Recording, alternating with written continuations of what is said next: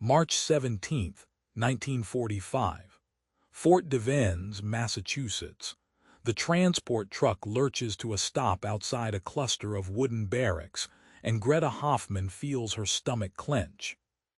She's 23 years old, a radar technician from the Luftwaffe's communications division, and she has just become something she never imagined possible: a prisoner of war on American soil. Through the canvas flap at the back of the truck, she can see armed guards, their faces unreadable beneath their helmets.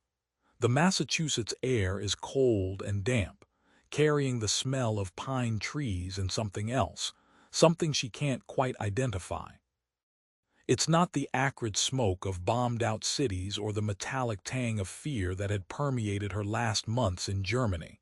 It's cleaner somehow, emptier.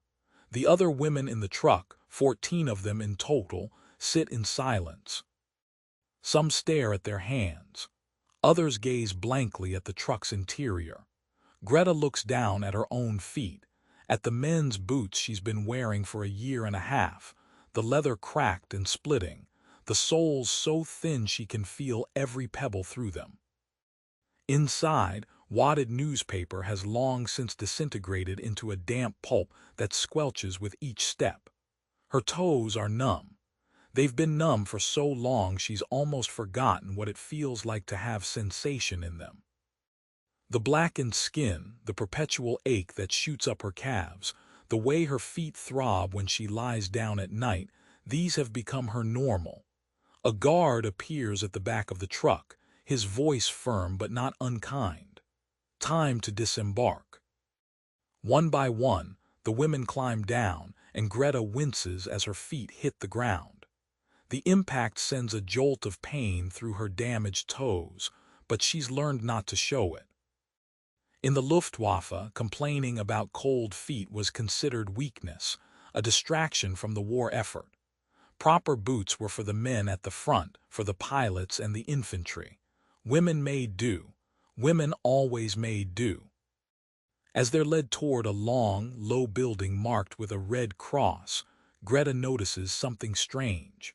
The guards aren't shouting. They're not prodding them with rifle butts or cursing at them in that casual, contemptuous way she'd grown accustomed to from her own officers. One of them even holds the door open, waiting patiently as the line of women shuffles inside. The building is warm, genuinely warm, not the false promise of warmth from a distant, inadequate stove, but actual heat that seems to wrap around her like a blanket. Greta's breath catches. She hasn't been truly warm in months. The smell hits her next. Antiseptic, yes, but also soap, clean soap, and beneath that the faint aroma of coffee. Real coffee, not the chicory substitute or roasted grain mixture they'd been drinking in Germany for the past 2 years. Her mouth waters involuntarily. Inside, the women are directed to form a line. A nurse appears, a woman in her 40s with graying hair pulled back in a neat bun and kind eyes behind wire-rimmed glasses. She carries a clipboard and speaks in accented but clear German. "Welcome to Fort Devens. I know you're tired and frightened. This is a medical processing station. We need to examine each of you, check for injuries, illnesses, anything that needs immediate attention. You'll be treated with respect and dignity. Does anyone need urgent medical care right now?" The women exchange glances. Treated with respect, dignity. These are words that have lost meaning over the past years of war. Greta wants to laugh, but the sound dies in her throat. This must be some kind of trick, some psychological tactic. Americans are the enemy. They're supposed to be brutal, aren't they? That's what the propaganda had said, and yet the warmth of the building feels real. The nurse's expression seems genuine. When it's Greta's turn, she's led into a small examination room. The nurse gestures to a chair and Greta sits, her body rigid with tension. A doctor enters, a man in his 50s with a weathered face and steady hands. He introduces himself as Dr. Mitchell and begins the examination with a gentle efficiency that bewilders her. He checks her eyes, her throat, listens to her lungs. Then he notices her feet. "Those boots," he says quietly, looking up at the nurse. "How long have you been wearing those?" Greta's German is good enough to understand, but she hesitates. The nurse repeats the question more gently. 18 months, Greta finally answers, her voice barely above a whisper. "Maybe longer. I don't remember exactly." The doctor's expression shifts, something between sadness and anger crossing his features, though the anger doesn't seem directed at her. He kneels down, and Greta flinches instinctively.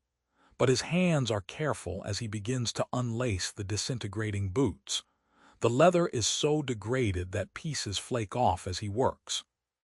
When he finally removes the boots, the smell is overwhelming: damp, rot, and the sickly sweet odor of damaged tissue. Greta feels her face burn with shame, but the doctor doesn't recoil. He simply sets the boots aside and gently peels away the remnants of newspaper clinging to her feet. Her socks, if they can even be called that anymore, are little more than threads held together by dirt and dried blood. Beneath them, her feet are a map of suffering. The toes are blackened with frostbite, some of the nails missing entirely. Blisters, both old and new, cover her heels and the balls of her feet. The skin is cracked and bleeding in places, pale and waxy in others. The doctor examines them with a clinical detachment that somehow feels more compassionate than pity would. "Second-degree frostbite," he says to the nurse, who makes notes on her clipboard. "Multiple lesions, likely infected. Severe malnutrition evident in the tissue degradation." How in God's name was she expected to work in this condition? He looks up at Greta and his voice softens. "This should never have happened to you. No one should have to endure this. Frostbite is preventable. These injuries are preventable." The words hit Greta like a physical blow. Preventable. For 18 months, she told herself that this was simply the reality of war, that everyone was suffering, that her pain was a necessary sacrifice. The officers had made it clear. Resources were limited, and women's comfort was the lowest priority. She'd watched other female technicians develop the same blackened toes, the same limping gaits. They'd shared tips on how to stuff their oversized boots more effectively, how to wrap their feet in whatever scraps of fabric they could find. One woman had lost 3 toes to gangrene. Another could no longer walk without excruciating pain, and they'd all accepted it as inevitable. But here, in this warm room in an enemy prison camp, an American doctor is telling her it didn't have to be this way. The nurse leaves the room and returns a moment later with a basin of warm water. "Not hot," the doctor instructs. "We need to rewarm the tissue gradually." He places Greta's feet in the water, and the sensation is so intense she gasps. It's not quite pain, not quite pleasure, but something overwhelming that makes her eyes water. The doctor applies warm compresses, working methodically, and begins to clean the wounds with a gentleness she hasn't experienced since childhood.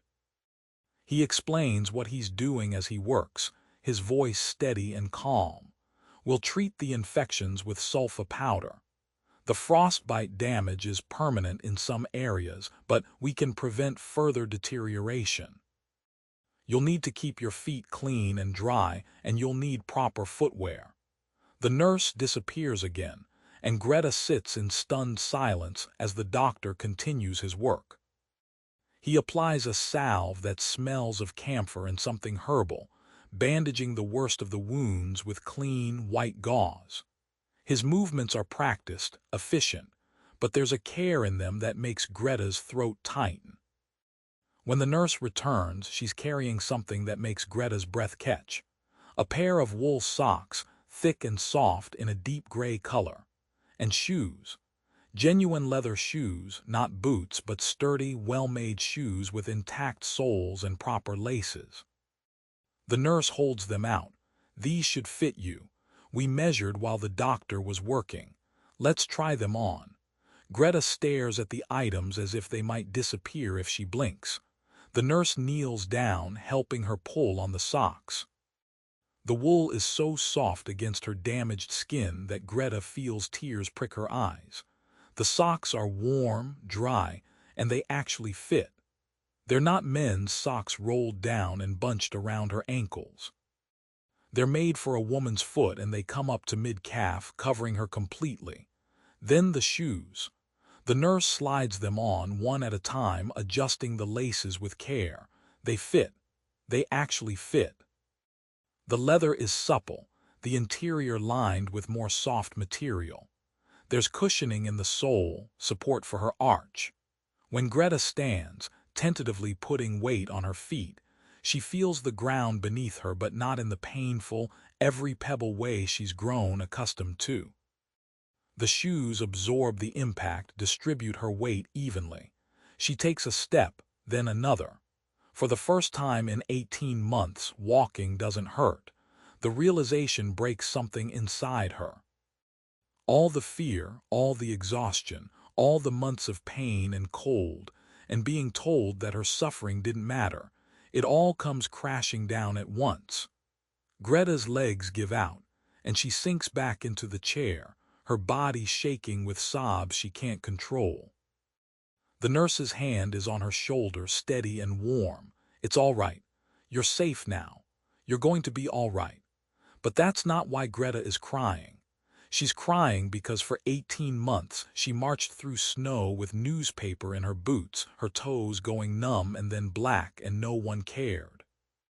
She's crying because she was told that this was normal, that this was what women contributed to the war effort, that her pain was insignificant compared to the sacrifices of the men at the front. She's crying because she believed it. She believed that she didn't deserve proper boots, that asking for them would be selfish, that her blackened toes and constant agony were just the price of serving her country. And now, here in an enemy prison camp, a place where she expected deprivation and cruelty, she's been given wool socks and shoes that fit. She's been told that her suffering was preventable, unnecessary, wrong. The cognitive dissonance is overwhelming. How can the enemy show more care for her basic physical needs than her own military did? How can a prison camp in Massachusetts provide what the mighty German war machine could not, or would not? The doctor's voice is gentle. You've been through a great deal. The physical trauma is significant, but I suspect the emotional toll is even greater. You're going to need time to heal, and that's what you'll have here. Rest, proper food, medical care. You're not a soldier anymore. You're a person who deserves basic human dignity. Greta can't speak. She can only nod, her face buried in her hands, her body racked with sobs that seem to come from somewhere deep and primal. The nurse stays with her, not speaking, just present until the storm passes. Later, after she's been processed and assigned to a barracks, Greta sits on a real bed with a real mattress and clean sheets, and she looks down at her feet.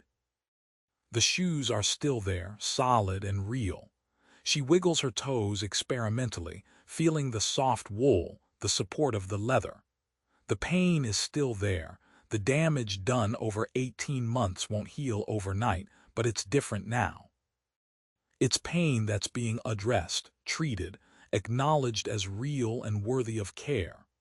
That night, lying in the darkness of the barracks, Greta hears other women crying softly. Some are afraid of what comes next. Others are grieving for the homes and families they've lost. But Greta suspects that some, like her, are crying for a different reason. They're crying because they've just realized how little their own side valued them. The propaganda had been so effective, so insidious. They'd been told they were valued members of the war effort, essential to victory. But when it came to the most basic necessities, proper footwear to prevent frostbite, adequate food, medical care, they'd been deemed expendable. The men got boots. The men got rations. The men got treated for their injuries. The women got newspaper and told to be grateful for the opportunity to serve. In the days that follow, Greta learns more about the camp. The food is plain but adequate, far more than she'd eaten in the final months in Germany. There's a small library, recreational activities, even classes in English and other subjects. The guards are firm but not cruel. Discipline is maintained, but no one is beaten or starved or subjected to the casual brutalities she'd witnessed in German military installations. It's surreal, this prison that feels safer than freedom had. Other women share similar stories. Ilse, a communications officer, had worked 16-hour shifts in an unheated bunker, developing pneumonia that went untreated for weeks because the medical supplies were reserved for combat troops. Marguerite, a logistics coordinator, had subsisted on watery soup and moldy bread, while watching trains full of food supplies roll past her station, all destined for the front. Frieda, a mechanic, had lost 2 fingers to frostbite while repairing vehicles in sub-zero temperatures without proper gloves. None of them had questioned it at the time. They'd all accepted that this was war, that sacrifice was necessary, that their suffering was meaningful. But now, in the strange liminal space of captivity, they're beginning to see it differently. The American military, even in a prison camp for enemy combatants, provides better basic care than the German military provided for its own women. The implications are staggering. One evening, about a week after her arrival, Greta is sitting in the common area when a Red Cross worker stops by. She's distributing small care packages, and she hands one to Greta with a smile. There's soap inside, real soap that smells like lavender. A comb, a small mirror, a toothbrush and powder, a pair of warm gloves, and at the bottom another pair of wool socks. Greta holds the socks in her hands, feeling the weight of them, the softness. They're just socks. Simple, practical, ordinary socks, but they represent something profound. The acknowledgement that she is a human being with basic physical needs that deserve to be met. She thinks about all the women still in Germany, still stuffing newspaper into oversized boots, still telling themselves that their pain doesn't matter. She thinks about the officers who requisitioned boots for themselves, while the women under their command developed frostbite. She thinks about the system that valued women's labor but not their bodies, that demanded their service but provided nothing in return. The anger comes slowly, building like a wave. For so long, she directed all her anger outward, at the enemy, at the war, at fate. But now, for the first time, she allows herself to feel angry at her own side. At the military that sent her to work in freezing conditions without proper clothing. At the officers who told her to stop complaining. At the propaganda machine that convinced her this was normal, acceptable, even noble. She's angry, and beneath the anger is a grief so deep it threatens to swallow her whole. Grief for the 18 months of unnecessary suffering. Grief for her damaged feet, which will never fully recover. Grief for the version of herself who believed that her pain didn't matter, who accepted cruelty as inevitable. But there's something else too, something fragile and tentative. It might be hope. Because if the enemy can see her humanity clearly enough to give her socks that fit, then maybe, just maybe, she can learn to see it too. Maybe she can learn to believe that she deserves basic care and dignity, not as a reward or a privilege, but as a fundamental right. The war will end eventually. Germany is clearly losing. Everyone in the camp knows it even if they don't speak it aloud. And when it does, Greta will return to a country in ruins, to a society that will have to reckon with what it's done and what's been done to it. But she'll return with shoes that fit and the knowledge that her suffering was never necessary. That knowledge changes everything. Months later, when she's finally repatriated, Greta will keep those shoes. They'll be worn and scuffed by then, the leather creased and the soles thinning, but she'll keep them anyway. They'll sit in her closet in her small apartment in Hamburg, a tangible reminder of the day she learned that she mattered. That her pain was real and preventable and wrong. That even in the midst of war, even in a prison camp, basic human decency was possible. She'll think about them on hard days, when the post-war years proved difficult and the guilt and shame of having served the Nazi regime threatens to overwhelm her. She'll think about them when she hears other women's stories, tales of suffering and neglect that mirror her own. And she'll think about them when she tries to explain to younger generations what it was like, how insidious the propaganda was, how completely they'd been convinced that their suffering was necessary and noble. Because the truth is more complicated than simple evil. The truth is that she'd been a victim and a participant, a woman who'd genuinely believed she was serving a greater good while her own military treated her as disposable. The truth is that it took an act of basic kindness from the enemy to show her how thoroughly she'd been betrayed by her own side. The shoes are a reminder of all of that. A reminder that the most profound revelations sometimes come in the simplest forms. That sometimes it takes losing everything to understand what you should have had all along. That dignity and care are not luxuries to be earned, but rights that should never have been denied. On that March evening in 1945, sitting in an American POW camp with warm socks on her feet and shoes that actually fit, Greta Hoffman begins the long, painful process of understanding what was done to her. It will take years, decades even, to fully process the betrayal, the waste, the unnecessary cruelty. But it starts here, with a pair of wool socks and the quiet statement from an enemy doctor that no one should suffer from preventable injuries. It starts with the radical act of being seen as human, even in captivity, especially in captivity.